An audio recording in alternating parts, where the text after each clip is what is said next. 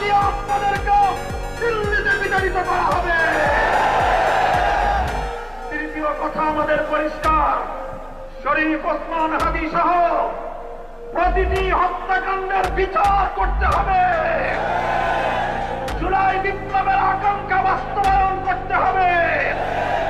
July spirit থেকে যদি একচুল পরিমাণ বাংলাদেশকে বিচ্যুত করার ষড়যন্ত্র করা হয়, জুলাই যোদ্ধারা আবার মাঠে নামবো, আবার মাঠে নামবো, আবার মাঠে নামবো।